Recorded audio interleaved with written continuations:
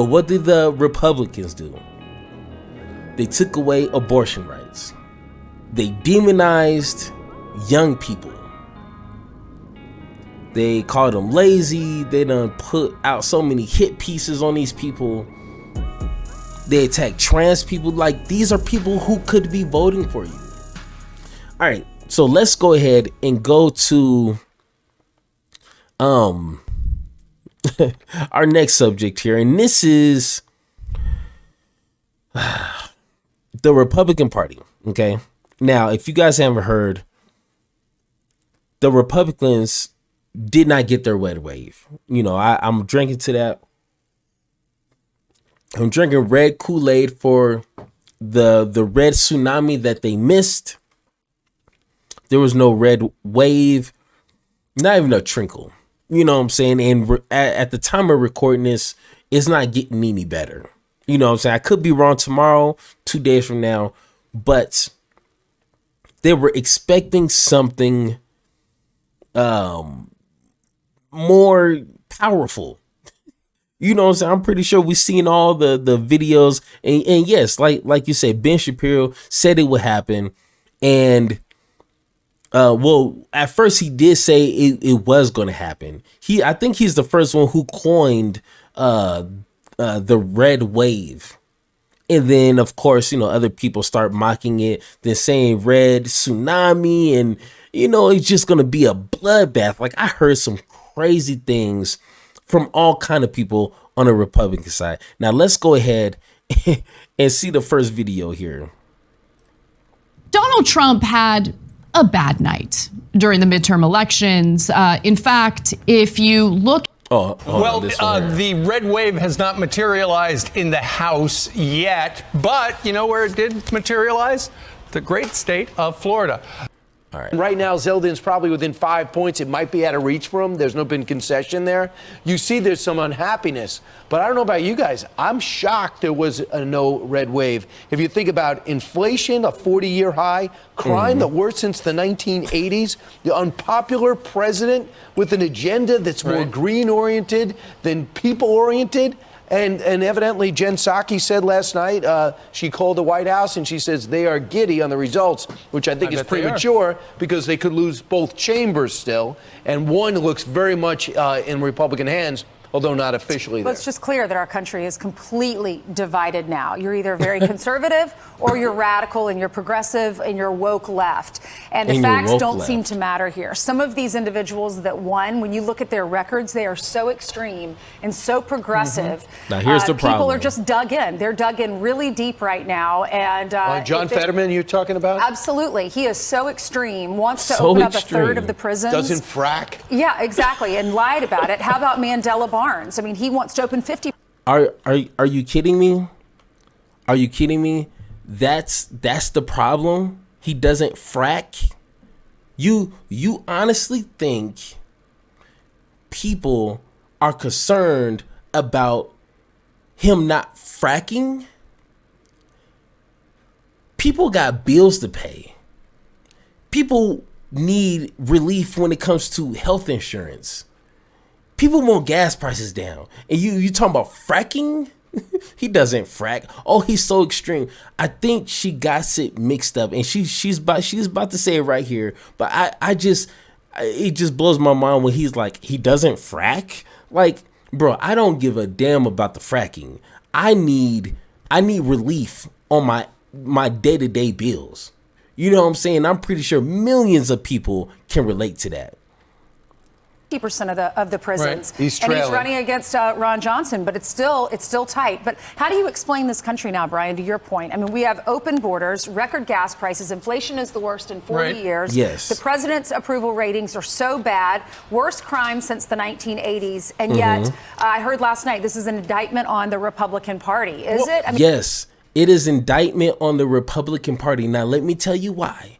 Because for the past 2 years, Republicans have been just laser focused on what? Not gas prices, or at least not the true reason why gas prices are skyrocketing. And I did a video on this because of greed in these oil companies. That's like 80% of the reason. But no, they want to point fingers to say, oh, Joe Biden just wants gas. No, they're targeting trans people and what trans people do in their life. They're talking about Democrats taking kids and, mutilating them. Like, this is happening to everybody, kids. They're focused on these cultural feuds that they're making. Let me remind you, they're making these fights and they're focused on that. Like Brianna said, we don't care about that. To be honest, I don't care about the trans woman playing in sports in volleyball in their middle school or in their high school. I honestly don't care. I don't care about volleyball. So why do I care about the trans person, which I care about her as a person, but this whole, I'm not going to put all my attention onto that. I want to hear the Republicans or Democrats talk about how they're going to help me get more money from my job. I want to hear solutions to how to get gas prices down and to make sure these companies don't increase their prices to where they're making 200-300% profit in 1 year. Like Shell, 200 profit in why is gas so high?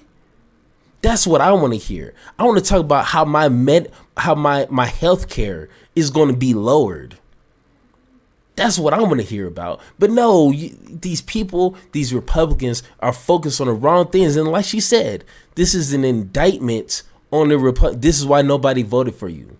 Because, I mean, the Democrats ain't doing much better, but at least they got some cookie cutter type mediocre response to some of the things that matter, which that's a whole nother subject. But I mean, come on now.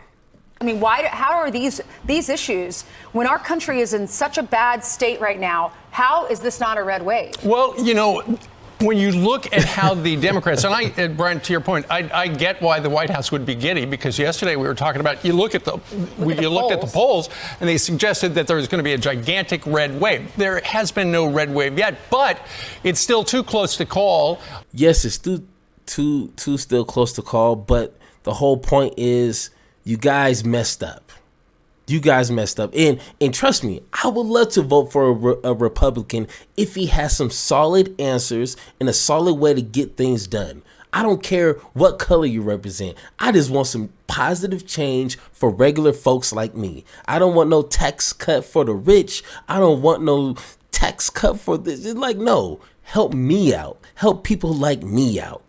That's all I want. I don't care if you're Democrat, Republican, or anything in between. If you can tell me a solution and an A to Z way to get that done, you will have my vote. Point blank, hands down, like 630. And Mr. Kanye West was correct. I do have a YouTube channel. It should be a link somewhere, but if not, just look me up on YouTube. Power to the Pod with Superior, and you should find me. But let's go ahead and go to Ben Shapiro, which the person watching did bring that up. Let's hear Ben Shapiro now. When it comes to Ben Shapiro, I think he's the more sane of the Republicans who just talk nonsense. Now, Ben Shapiro, he does talk nonsense, in my opinion, but when it comes to things that is like too far-fetched, like if an orange is an orange and Republicans are saying no, it's a banana, Ben Shapiro will say, okay, it's an orange. Okay, let's not be too crazy. He's the more sane when it comes to things like this. Let's hear what he had to say. Regulation A disclosures at masterworks.com. One thing, if your football team then proceeds to go, okay, barely a red trickle. And then there was the red wave, which would have been like 54 seats in the Senate and upwards of 230 seats in the House, like 235 or something. This was not only not a red wave, it was not a red tide, it was barely a red trickle. Nice. Barely a red trickle, which means heads should roll. When your football team is expected to go 16-0, it's one thing if your football team then proceeds to go 14-2 or 10-6. If your football team proceeds to go 8-8, people get fired. Yes. The entire coaching staff, the entire leadership team in the Republican Party needs to go, and it needs to go now. Now, I spoke to the Republican House caucus back in 2021, and I said to them, if somehow you fail to take the House, given the conditions that you have been given, every one of you ought to lose your jobs. Well, they're barely going to take the House, and I mean barely going to take the House. The current estimate suggests that Republicans are going to win somewhere between 8 and 15 seats in the House. They started off with 212. That means they will end up on the low end at 220 out of 435, which means that they would have a 5-seat majority in the House after starting with just a 10-seat minority in the House. That is an extraordinarily crappy result. It is. In the Senate, the Republicans look like they are going to be on the losing edge of this one. Basically, the entire Senate comes down right now to Georgia, where it looks like there will be a runoff between Herschel Walker and Raphael Warnock. Arizona, not all the votes are in because apparently all the votes in Arizona are counted by a single blind nun working in Mozambique. And so we Okay, and like I said before, Republicans are the ones who wanted the slower process when it comes to counting votes. I mean, does he forget that everyone almost lost their shit when, supposedly Donald Trump didn't get all his votes and all this? They didn't trust the machines to do the counting. And now they're doing hand counting, which obviously is going to take some time. It's not going to happen before 12 o'clock. It's not going to happen in a day, maybe not even 2-3 days. It's going to take time to count thousands upon thousands of votes. So this is what you wanted. Now you're complaining about how long it's taking. It's like, bro, you can't have your cake and eat it too. Like slow down with the whole craziness. This is what you guys wanted. Come on. We have to take at least 7 years to count all the votes in Arizona. And the same thing holds true in Nevada. If you have to ballpark the outcomes of those races right now, what you would figure is that Republicans, in order to gain control of the Senate, would need to take 2 out of those 3. Republicans, I think, may still take Nevada. It looks as though they're going to lose Arizona. And that runoff with Herschel, we're going to get another Senate runoff in Georgia, this time featuring the extraordinarily flawed candidacy of Herschel Walker against Raphael Warnock, in an off-year election where Brian Kemp is not on the ballot to drag Herschel Walker up ballot. Now, why is Herschel Walker a bad candidate? Why is Herschel Walker a bad candidate? Why do you think he's a bad candidate? Because the Republicans and some Democrats, I ain't gonna even lie, some Democrats just throw anybody up there. Hey, you could just say abortion is bad. Go ahead, run. You can say you don't like trans people. Go ahead and run. Do you say? Can you say Democrat bad people? Go ahead and run. They don't. And supposedly, the Republican Party is supposed to be the party of, morals and family and God, and they choose Herschel Walker. You guys didn't know anything about his past. And this is the guy you want to run inside of an important state like Georgia. You guys are setting yourself up for failure. Democrats is too much of a coward, and Republicans are just idiots at this point. Just throw anybody up there. We got Marjorie Taylor Greene saying that Mexicans want to come over and just replace your kids and kill everybody. You're an idiot. We got Boebert, who's running in Colorado, the state I live in, talking nonsense. I don't even know what the hell half of the things she's talking about. She sounds like an infomercial. If anything, it was like, this is the person running Colorado. It's sad. And they don't understand. They missed the reason why they lost.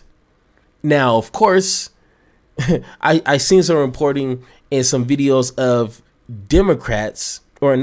Republican blaming Trump for the loss. Now, this is where it gets a little exciting. Now, Trump is the one who put the Republican Party on the map. If it wasn't for Trump, Republicans would be lost. Okay, because they don't have no platform.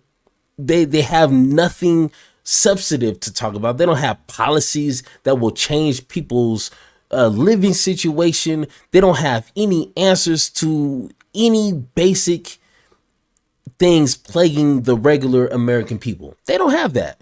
All they have is we love God and we love guns and babies. That's all they have. You need a little bit more than that. But if it wasn't for Trump coming in with his, I don't know if he's racist or he just smart enough to use racist, comments and dog whistles to get racist people to vote for him. He came in and saved the day. But now that the table is turned, now they're after him. The Republicans are after him because guess what? People are not afraid of that no more. People are not voting for the crazy Trumpian guy no more. And this is what they decide to say. Donald Trump had a bad night during the midterm elections. In fact, if you look at the candidates he endorsed, promoted, those candidates did not fare so well. If you compare them to the traditional Republicans who Trump has turned on, those Republicans did really well. So for instance, why don't we take a quick look at the great state of Georgia, where yes, Brian Kemp did in fact win against Stacey Abrams. So that's sad news, but take a look at his lead. Okay, so he's at 53.4%, and Stacey Abrams is at 45.8%. This is relevant because he did really, really well, despite the fact that Trump attacked him pretty viciously because he wouldn't do what Trump wanted him to do in helping him overturn the election to Trump's favor. Now let's take a quick look at the Senate race between Walker and Warnock. And if you look at this, it's too close to call. This is going to a runoff election, so there is no winner because no one passed 50%. But nonetheless, Herschel Walker, who was promoted pretty vigorously by Donald Trump, is at 48.52%. Raphael Warnock is at 49.42%. So Cenk, do you want to jump in on this? Oh, God, damn right I do. All right, guys, so this is we start with this because this is the most important election, not just in terms of determining the Senate, with Walker Warnock very likely will, because it looks like Democrats are going to lose Nevada. And then if they win in Arizona, which they're expected to do given where it is, here we go again. Georgia runoff would decide who holds the Senate. But more important than that, look at the gigantic difference between a sane Republican and an insane Republican. And so I'm not a fan of Brian Kemp, to say the least. I think almost all the Republicans have radical ideas, but he is, a lot of people throw around, including us, the word fascist. So what do we mean by that? Would I call Brian Kemp a fascist? No. He's maybe a reactionary Republican, and he does the voter purges, et cetera, but he doesn't deny that Joe Biden won the 2020 election. He doesn't make up evidence after an election, etc. He's attached to reality as opposed to being detached from reality. Now, Walker, on the other hand, is on Team Trump, fully detached from reality. And in the same state on the same night, that made an 8.5 point difference. Wow. 200,000 people in Georgia showed up and voted for Kemp and said, I am not voting for Walker. Yeah, that is pretty It's almost exactly 200,000 people. Yeah. So Trump indisputably cost them 200,000 votes in Georgia, cost them a gigantic 8.5 points. That's what I am now calling the Trump quotient. So that makes picking Trump in a Republican primary political suicide. You're costing your own team 8.5 points before anything even starts. So Republicans, have at it, Hoss. Right. If you want to do that, you're playing with fire. And so pretty much what I got out of it is people are tired of the fighting. People don't care about what happened 2 years ago. People don't care if Trump won, if he lost. I think that whole fight has died down. People want solutions to their problems. Obviously, that's the reason why we vote. That's the reason why there's a Congress and the House and the Senate. We want things to where America is the greatest country that it's supposed to be, and we need people in these positions of power to listen to us and get things done. But what did the Republicans do? They took away abortion rights. They demonized young people. They called them lazy. They done put out so many hit pieces on these people.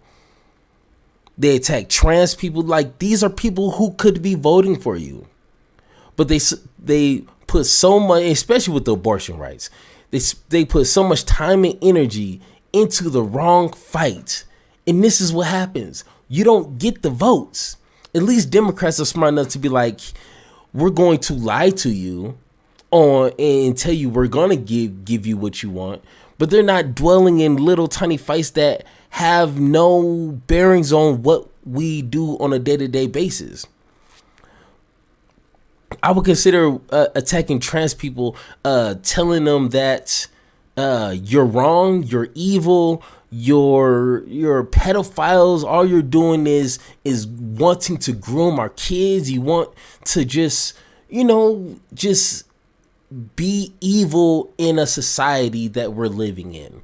You know, if you listen to the Matt Walshes, even Ben Shapiro to a certain extent, Crowder, a lot of these pundits and a lot of people on Fox News, they're just attacking people and, attacking a group of people who just want to just live their lives. Just want to live their lives. Attacking what? Gen Z? The freshly 18, 19-year-old people who can vote now, calling them lazy and you don't deserve no student debt relief. You don't deserve none of that. We paid ours, so you have to pay yours. What do you think they're going to do? You think they're going to vote for you? Do you honestly think they're going to vote for you? No, they're not. They're going to vote for the other guys. And the other guys just going to lie to them. Or, Biden did give a little relief, so I got to give him some of that. But come on, what do you expect when you spend 2-3 years doing that every single day? But no, now they just want to blame Trump. No, the handful that do, like Matt Walsh, he has 3 million subscribers on YouTube. He brings on these Republicans like Ted Cruz and I forget her name, who just switched over. They bring on these guests onto their show. So they bring them on for a reason, because they have the reach. The pundits and the people who speak on their behalf, they reach these people. And if they have millions upon millions of subscribers, if you add Ben Shapiro, Matt Walsh, Crowder, a lot of the other weirdos on there, these are millions of people they're speaking to every single day. You don't think those millions of people that they're attacking can vote? They're not going to vote for you if you're attacking them relentlessly. You're not giving no solutions to what matters except for attacking. So you're not going to get those votes. That's crazy to think.